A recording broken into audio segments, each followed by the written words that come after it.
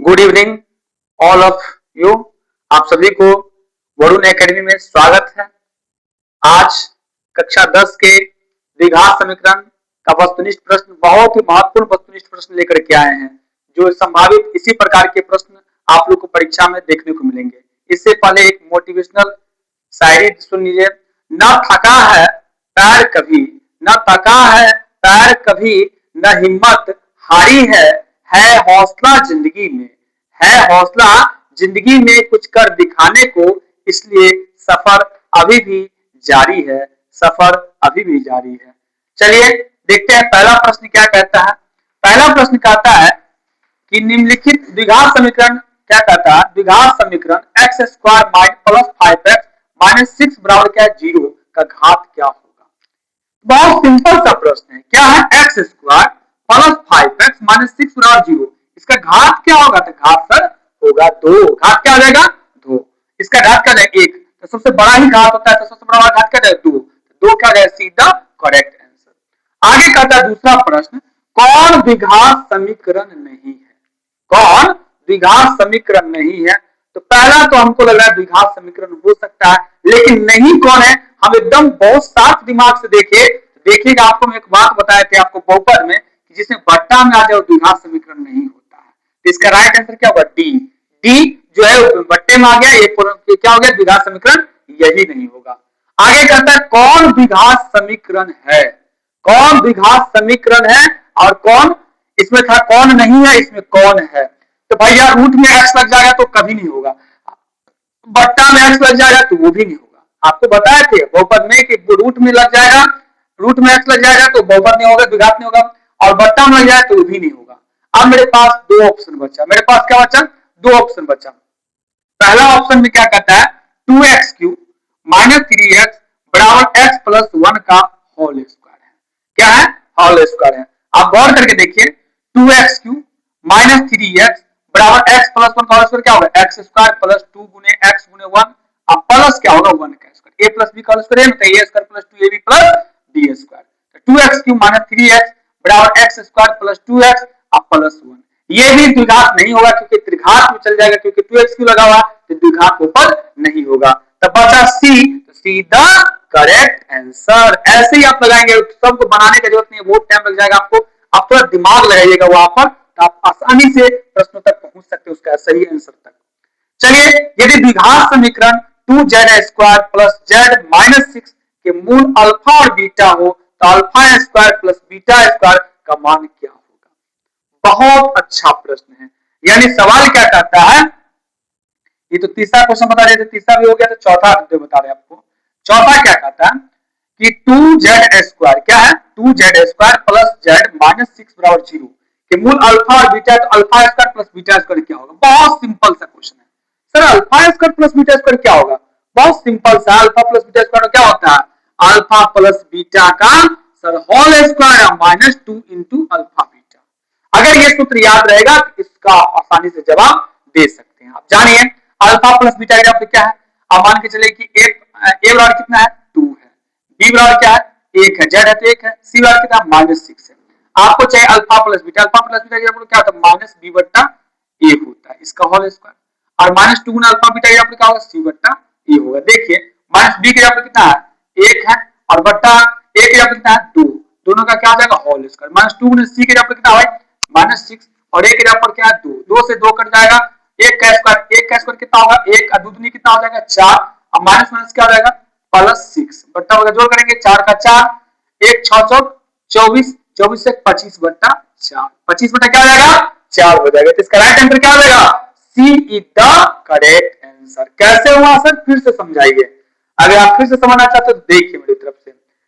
2z² plus z minus 6 बराबर 0, कहता है alpha square plus beta square, alpha plus beta, alpha square plus beta square क्या होता है अल्फा प्लस बीटा का whole square minus 2 into alpha beta. तो alpha plus beta के ऊपर मैंने क्या होता है सूत्र माइनस बी बट्टा है, और minus 2 into alpha plus beta के ऊपर क्या होता है अल्फा इंटू बीटा का सी बट्टा है होता है। तो ए के जगह पे कितना है 2, बी के जगह पे क्या है कुछ नहीं, तो 1 सी के जगह पे क्या माइनस 6, 6 सूत्र पर बैठा है, और आंसर कितना आ गया 25 बट्टा 4, जो इसका सीधा करेक्ट आंसर हो गया।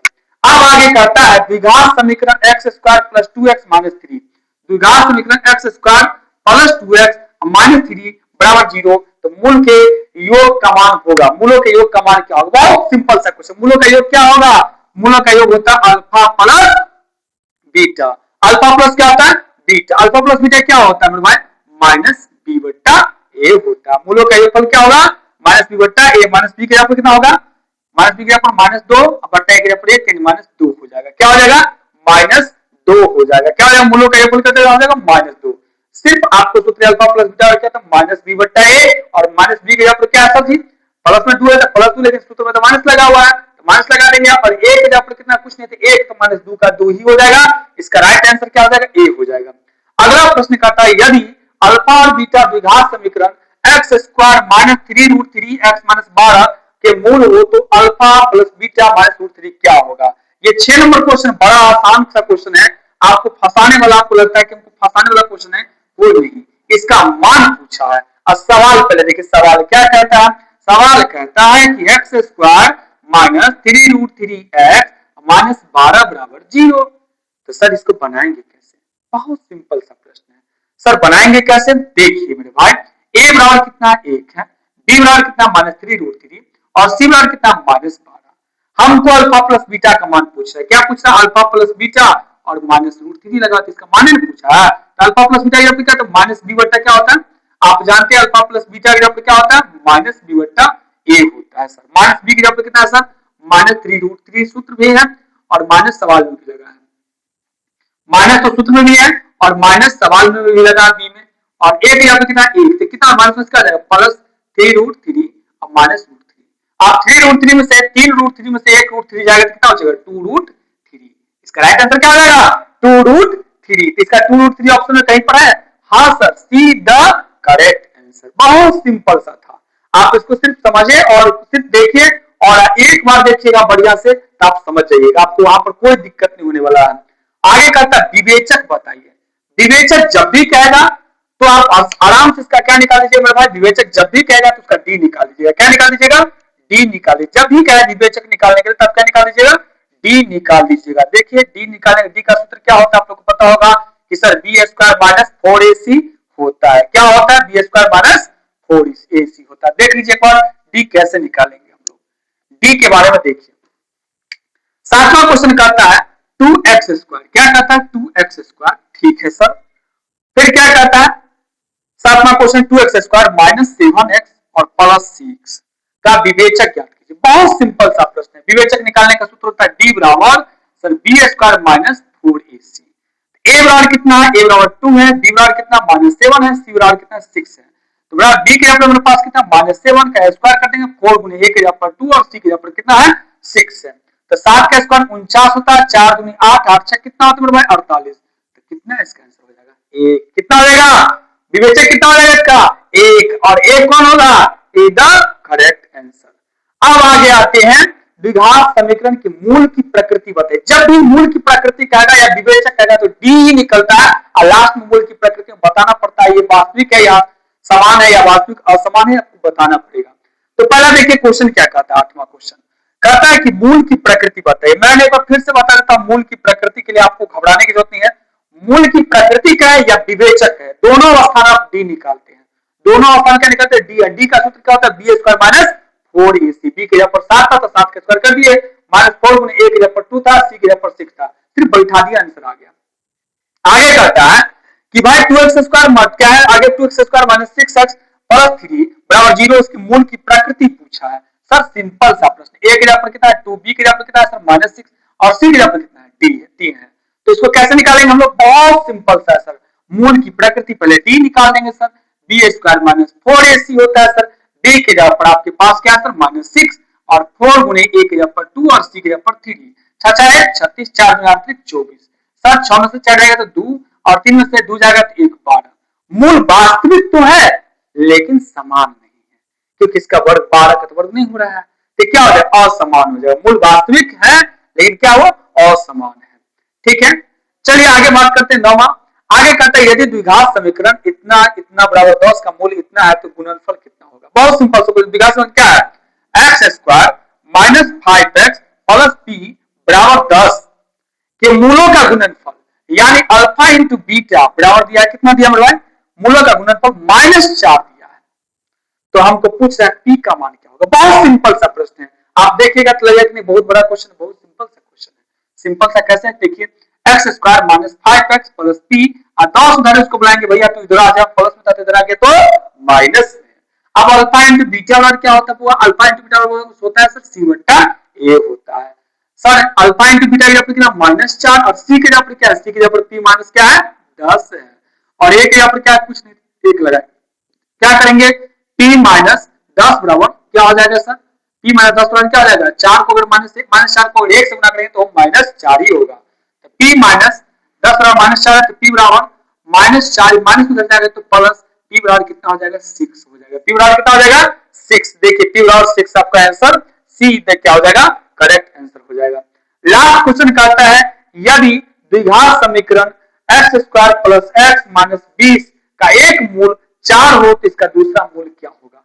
भारी नहीं है, इसका गुणनखंड करके बना लीजिए, x square plus x minus 20 का एक मूल अगर 4 है तो दूसरा मूल क्या होगा। सिंपल सा क्वेश्चन सर, 20 का गुणनखंड करेंगे, 20 से कम 20, 20 को 2 भागा 5 चौका 20, x square 5x minus 4x minus 20, दोनों से कॉमन लेंगे तो क्या होगा सर, x प्लस 5 और -4 लेंगे तो 4 माइनस 5 प्लस 4 पंचे 20, x माइनस 4 और क्या हो जाएगा x प्लस 5 हो जाएगा, x माइनस 4 बराबर क्या है 0, और x बराबर क्या हो जाएगा 4, x प्लस 5 बराबर 0, x बराबर क्या हो जाएगा -5।